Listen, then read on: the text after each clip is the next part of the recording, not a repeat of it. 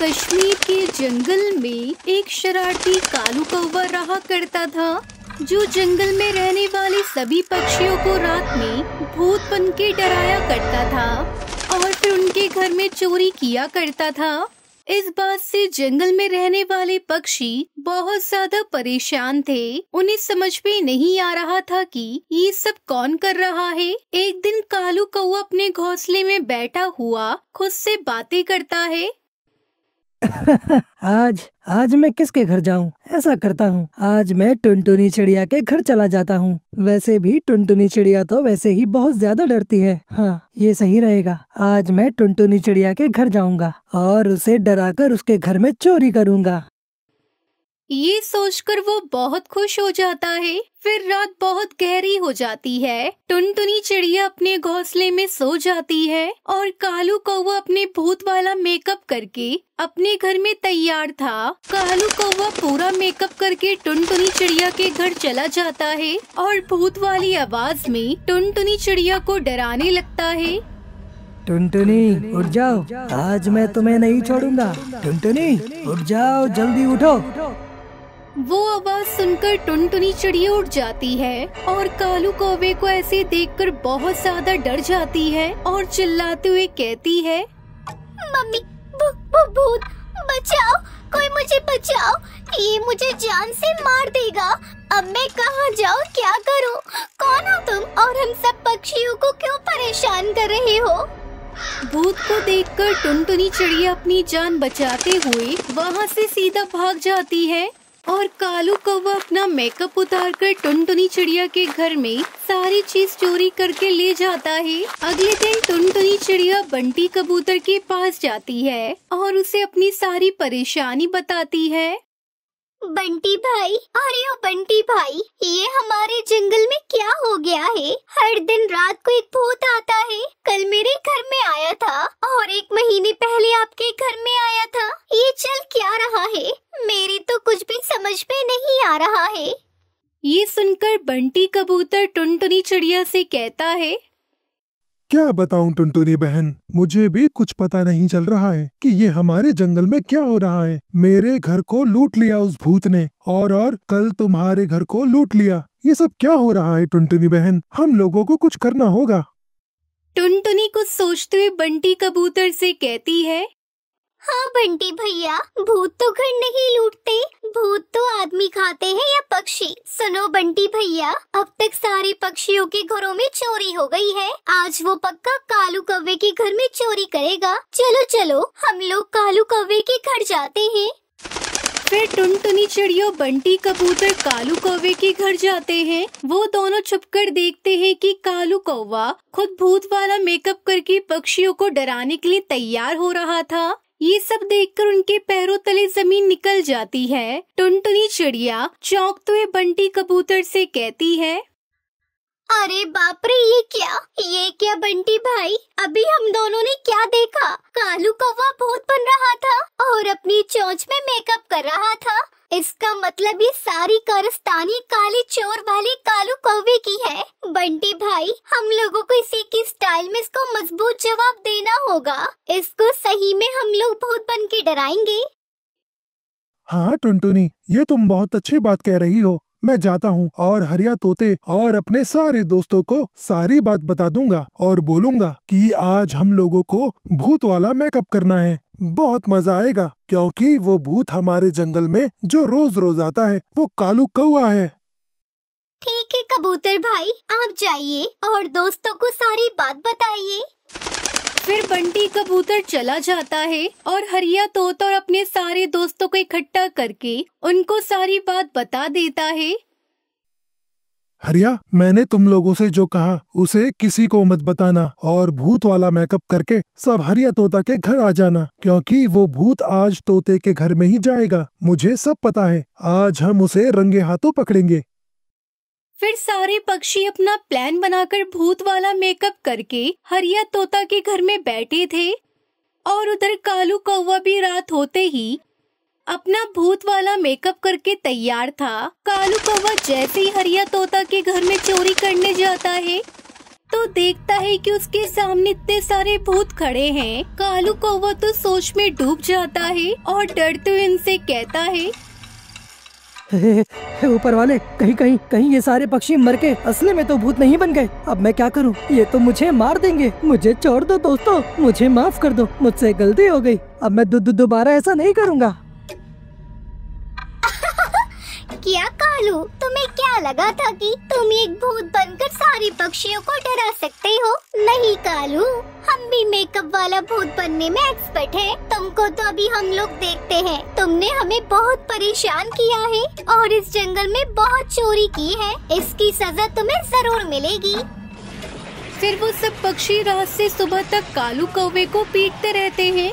कालू कौवे का तो मार खा खा के सारा मेकअप उतर जाता है और उसे अपनी गलती का पछतावा हो जाता है और वो सब पक्षियों से माफी मांगता है। शादी के बाद टुनटुनी चिड़िया अपने छोटे से परिवार में बहुत खुश थी, क्योंकि बंटी कबूतर की एक छोटी सी चूड़ियों की दुकान थी। वो अपनी दुकान में तरह तरह की रंग बिरंगी चूड़ियाँ बेचा करता, जो पक्षियों को बहुत पसंद आती। अरे ओ चूड़ी वाले भैया, मुझको 9 दर्जन चूड़ियाँ दे दो, 4 गुलाबी और 5 दर्जन लाल वाली। अरे बहन जी, हर बार आप 1-2 दर्जन चूड़ियाँ ही खरीदती हो, फिर आज कैसे? वो आज मैं अपने मायके जा रही हूँ। वहाँ सबको आपकी चूड़ियाँ बहुत पसंद आती हैं, इसलिए मैं इतनी सारी चूड़ियाँ लेकर जा रही हूँ। तोती उसे 1000 रुपए देकर चूड़ी वहाँ से लेकर चली जाती है। कहानी में आगे बढ़ने से पहले, जब हम बीमार होते हैं, जब कोई दवा काम नहीं आती, तब माँ की दुआ काम आती है। तो आज उस माँ के लिए इस वीडियो को लाइक और इस चैनल को सब्सक्राइब कर दे। अरे वाह, आज सुबह सुबह मेरी 1000 रुपए की बिक्री हो गई। ऊपर वाला करे मेरी ये दुकान ऐसे ही चलती रहे और मैं अपने परिवार की हर जरूरत को पूरा करता रहूं। इस तरह से बंटी कबूतर बहुत खुश हो रहा था। थोड़ी दूरी पर 2 शराबी दोस्त शराब पी रहे थे और वे दूर से बंटी को ही देख रहे थे। कालू दोस्त, देख, यहाँ हमारे पास शराब पीने के लिए 1 भी रुपया नहीं है और उसकी सुबह सुबह 1000 रुपए की बिक्री हो गई। गुल्लू दोस्त, वो एक ईमानदार कबूतर है। वो भी चूड़ियों की दुकान है और रुपयों की कोई कमी नहीं है उसके पास। कालू दोस्त, अगर ये चूड़ियों का मालिक हमारा दोस्त बन जाए तो शराब पीने की सारी टेंशन ही खत्म हो जाएगी। बात तो एकदम सही कही तूने, पर ये चूड़ी वाला शराब को छूता तक नहीं है, तो फिर कैसे ये हमारा दोस्त बन पाएगा? बनाएंगे, हम इसे तो अपना दोस्त ही बनाएंगे और एक दिन ज्यादा नशा करा के इसकी सारी कमाई और दुकान में जितनी भी चूड़ियां हैं सबको लेकर भाग जाएंगे। तो ठीक है, तुम उसको अपनी झूठी दोस्ती के जाल में फंसाओ। नहीं कालू, मैं ये काम नहीं कर सकता, क्योंकि हम उल्लुओं से कोई दोस्ती नहीं करना चाहता। इसलिए कबूतर को तो तुम्हें ही अपना दोस्त बनाना होगा। ठीक है, तो मैंने नशा किया हुआ है, मैं कल जाऊंगा इसकी दुकान पर। ऐसे बातें करके वे दोनों बहुत खुश होते हैं और शाम हो जाती है। बंटी कबूतर चूड़ियाँ बेचकर अपने घर चला जाता है और अपने दिन भर की कमाई टुनटुनी चिड़िया को दे देता है। टुनटुनी जी, अब तो मेरी बनाई हुई चूड़ियाँ दूर दूर के पक्षियों को भी पसंद आ रही हैं। लगता है अब हम बहुत जल्दी अमीर बनने वाले हैं। सच में बंटी जी, अगर आपकी चूड़ियाँ इतनी ही पसंद आ रही हैं, तो मुझे भी चूड़ियाँ बनाना सिखा दें, फिर मैं भी चूड़ियाँ बनाया करूँगी। नहीं नहीं, चूड़ियाँ बनाने के लिए तो मैं ही काफी हूँ। आप तो बस मेरी बेटी और इस घर का ध्यान रखें, वही मेरे लिए सब कुछ है। फिर वो सभी भोजन खाते हैं और सो जाते हैं। अगली सुबह बंटी की दुकान पर कालू कौवा आता है और उसे कहने लगता है, मालिक जी, दया करें, कृपया मुझे कुछ खाने को दे दें, रात से भूखा हूँ। ये तो चूड़ियों की दुकान है, मैं आपको ये पैसे देता हूँ, आप आगे से खरीद कर कुछ खा लेना। आप बहुत अच्छे पक्षी लगते हो, क्या मेरी थोड़ी सी मदद कर सकते हो? हाँ हाँ बोलो, अब आपको क्या चाहिए, मैं आपकी मदद करूँगा। मालिक जी, आपकी इतनी बड़ी दुकान है, अगर मुझे यहाँ कुछ काम मिल जाता तो मांग कर खाने की नौबत खत्म हो जाएगी। अरे नहीं नहीं, मेरे पास इतना काम नहीं है, आप ये पैसे लें और कहीं दूसरी जगह पर काम खोजें। मालिक जी, मैं रोज यहाँ सुबह सुबह झाड़ू लगा दिया करूँगा, इसके बदले आप मुझे थोड़ा सा भोजन दे देना, पर कृपया काम दे दें। ठीक है, अब रोना बंद करो, झाड़ू लगाने के साथ साथ दुकान की थोड़ी सफाई भी कर दिया करना, मैं तुम्हें 50 रुपए दे दिया करूँगा। बंटी कबूतर की ये बात सुनकर कालू कौवा मन ही मन बहुत खुश होता है और अपना साफ सफाई का काम करने लगता है। ऐसे ही कुछ दिन बीत जाते हैं। अब तो कालू और बंटी कबूतर की पक्की दोस्ती हो गई थी। वो खाना साथ साथ खाते हैं। कालू, इतनी देर कहाँ लगा दी? कोई परेशानी तो नहीं है? नहीं नहीं, मुझे कोई परेशानी नहीं है। मैं तो ये शराब की बोतल लेने गया था, बस वहीं पर थोड़ी देर लग गई। कालू, क्या तू शराब पीता है? मैं तो इसे छूता तक नहीं। तू भी शराब पीना छोड़ दे। बंटी, तूने अभी तक शराब को छुआ तक नहीं है, इसलिए इसका स्वाद भी नहीं पता। पर कोई बात नहीं, मेरे साथ तुझे शराब तो आज पीनी ही पड़ेगी। फिर कालू कौवा बंटी को अपनी कस्में दे देकर शराब पिला ही देता है। उस दिन के बाद अब वो दोनों अक्सर शराब पिया करते। बस बहुत हुआ, आज रात में अपना काम खत्म कर लूंगा। जो भी करना है ध्यान से करना। उसको तुझ पर जरा भी शक नहीं होना चाहिए। मैं रात को तेरा इंतजार करूंगा। फिर कालू कौवा बंटी कबूतर की दुकान पर चला जाता है और उससे कहने लगता है, आज मेरा जन्मदिन है और तेरे सिवा तो मेरा इस जंगल में कोई नहीं है, तो क्या मैं तेरे साथ अपना जन्मदिन मना सकता हूँ? अरे कालू, जन्मदिन की तुझे बहुत बहुत बधाइयाँ। और ये भी कोई पूछने की बात है? हम दोनों मिलकर तेरा जन्मदिन मनाएंगे। इस तरह से कालू कौवा बंटी कबूतर से झूठ बोल देता है और जन्मदिन के बहाने उसे खूब शराब पिलाता है। ये बंटी तो पूरी तरह से नशे में धुत हो गया है। अब मैं जल्दी जल्दी अपना काम करता हूँ। फिर कालू कौवा बंटी के सारे पैसे ले लेता है और सारी चूड़ियों को एक बड़े से बैग में भर लेता है। वो दुकान से जाने ही वाला था कि तभी बंटी कबूतर बोलता है, मुझे भी अपने साथ ले चलो। मेरी टुनटुनी, मेरी बेटी मेरा इंतजार कर रही होगी। इसे भी अपने साथ ही ले चलता हूँ, रास्ते में कहीं भी छोड़ दूंगा। ऐसे सोचकर कालू बंटी को अपने साथ ले जाता है। वो थोड़ी दूरी पर बंटी को एक सुनसान जगह पर छोड़ देता है। आ गया मेरा घर यहाँ है। कोई मुझे मेरा घर दे दो।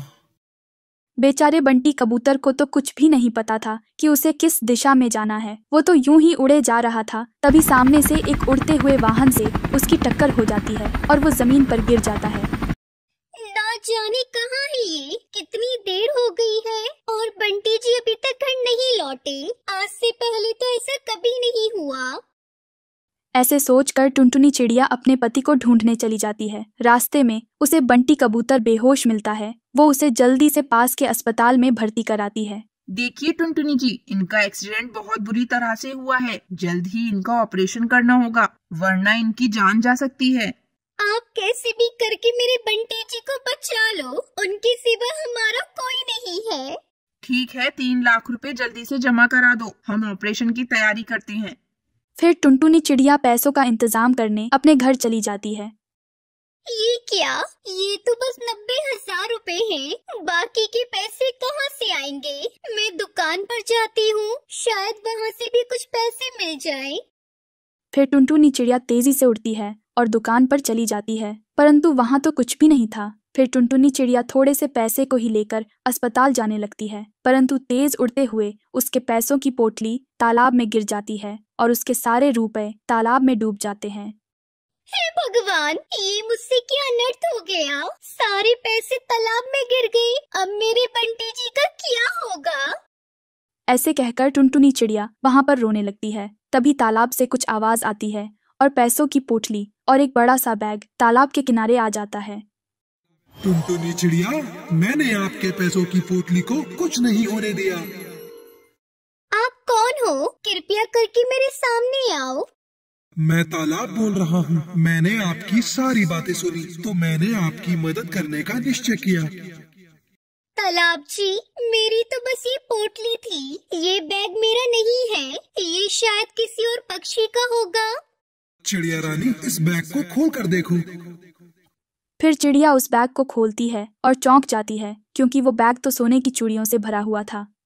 ये बैग चोर ने फेंका है। वो इसे लेकर जा रहा था कि तभी तालाब में गिर गया। आपको इनकी ज्यादा जरूरत है, तो आप इन्हें ले जाएं।